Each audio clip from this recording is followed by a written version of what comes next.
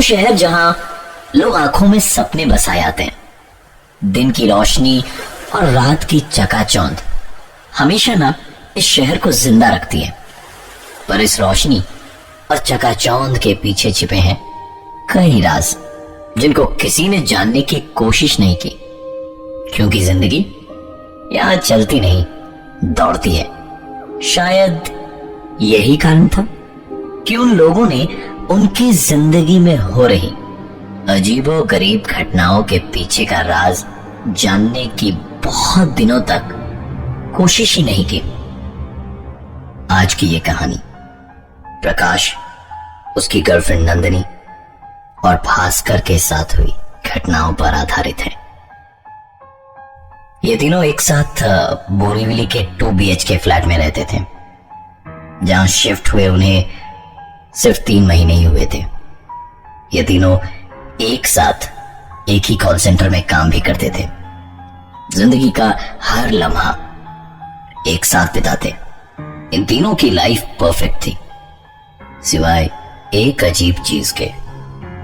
हर दिन सुबह जब 3 बजे ये अपने कॉल सेंटर की ड्यूटी के लिए उठते,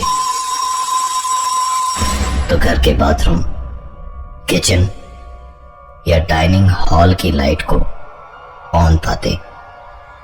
एक दूसरे से सवाल जवाब करने पर एक ही नतीजा निकलता, और वो ये कि उन तीनों में से किसी ने भी रात को बाथरूम, किचन या डाइनिंग हॉल की लाइट नहीं जलाई थी।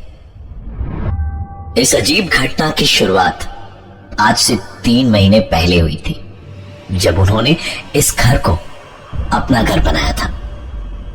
इन तीनों ने इस बात को किसी के साथ भी डिस्कस नहीं किया, क्योंकि उन्हें हमेशा ये डर सताता था कि शायद उनके दोस्त उनका मजाक उड़ाना शुरू कर दे।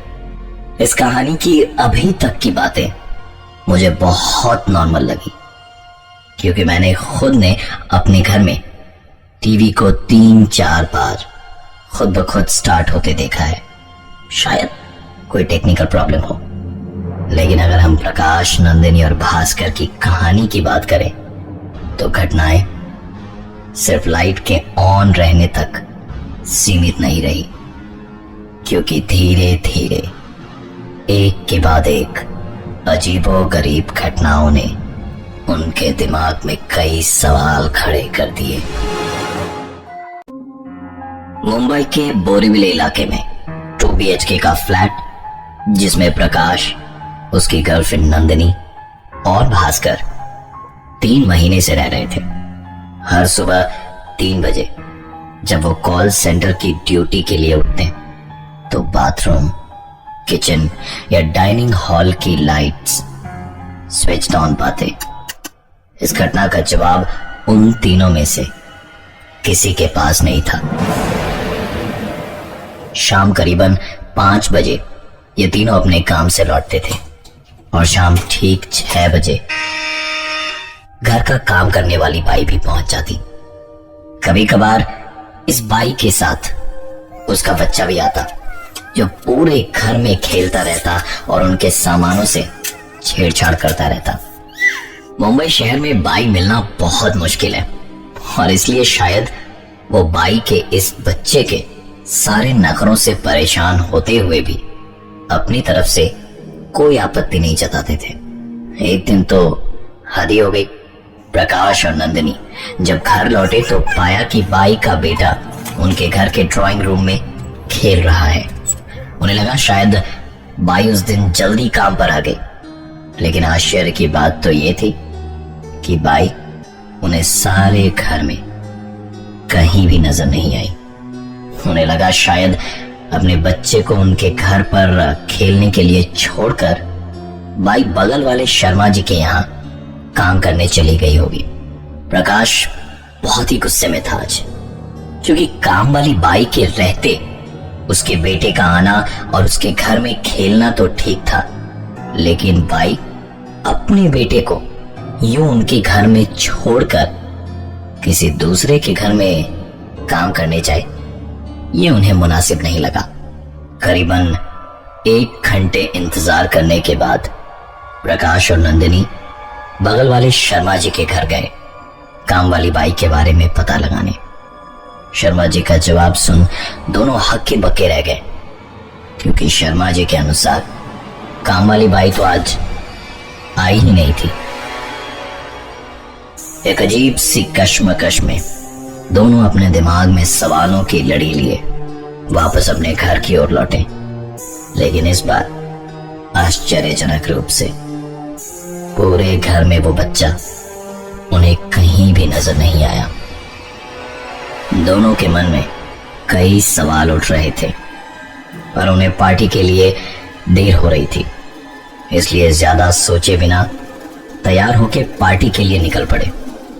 रात करीबन 8 बजे ओवरटाइम करने के बाद भास्कर घर लौटा और उसे इस पूरे इंसिडेंट के बारे में कुछ भी पता नहीं था। आपको क्या लगता है, घर लौटने के बाद भास्कर ने क्या देखा होगा?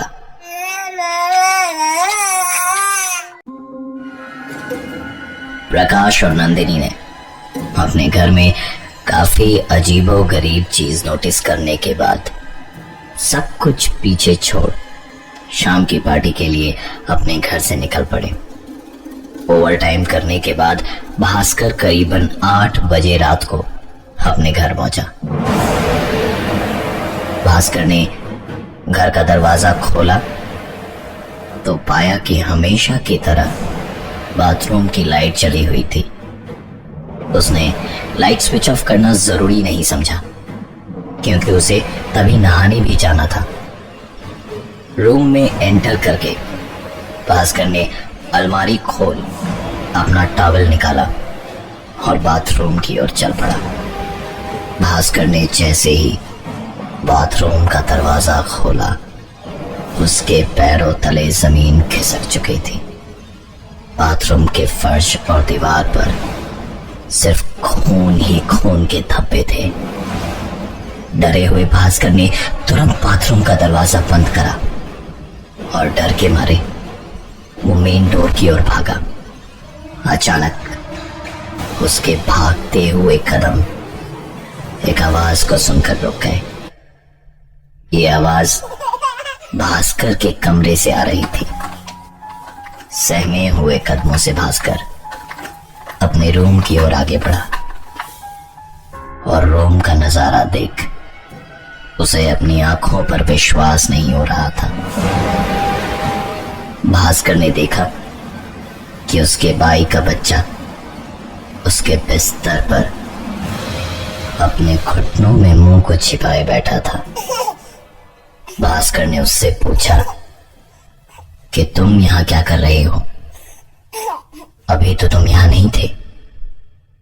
यह सवाल सुन उस बच्चे ने धीरे से अपने घुटनों से मुंह को उठाया।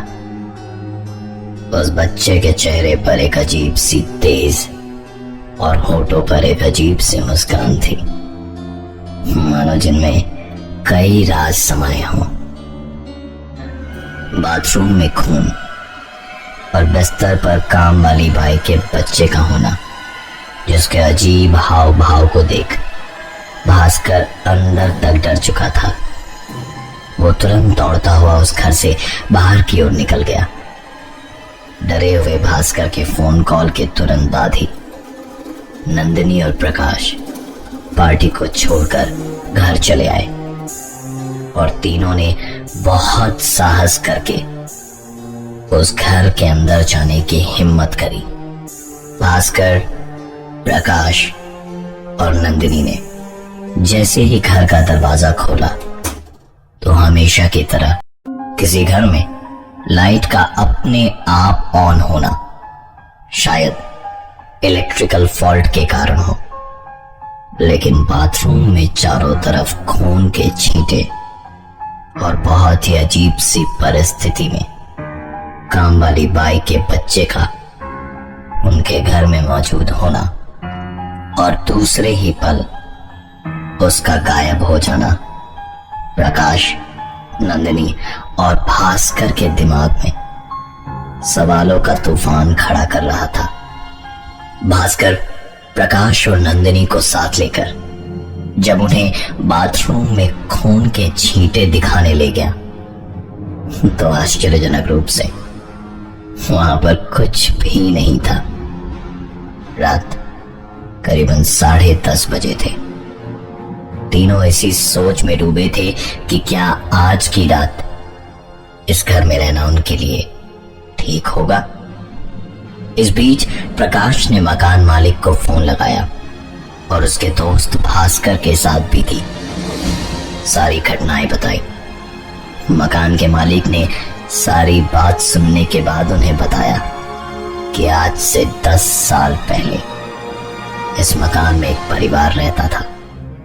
कर्ज के बोझ में दबे होने के कारण इस परिवार के कर्ता ने पहले अपनी बीवी और अपने बेटे की बेदर्दी से हत्या करी और फिर खुद फांसी लगाकर आत्महत्या कर ली। ये सब जानने के बाद वहां रहना तो दूर, उस घर में एक एक पल गुजारना भी प्रकाश, नंदिनी और भास्कर के लिए बहुत भारी पड़ रहा था। बाथरूम में खून देखने की घटना को शायद मन घड़त मानने के बावजूद भी हम उसे आज से 10 साल पहले घटी घटना से जोड़ सकते हैं। लेकिन काम वाली बाई के बेटे का विवादास्पद रूप से उनके घर में मौजूद होना और अचानक से गायब हो जाना, इसका कारण किसी को भी मालूम नहीं था। जैसे तैसे आज की रात प्रकाश, नंदिनी और भास्कर ने उस घर में गुजारी और सुबह होने का इंतजार करने लगे, क्योंकि उन्होंने फैसला ले लिया था कि सुबह होते के साथ ही वो इस घर को छोड़ कहीं और शिफ्ट हो जाएंगे। अगले दिन जब काम वाली बाई उनके घर आई तो प्रकाश, नंदिनी और भास्कर तीनों उस पर टूट पड़े।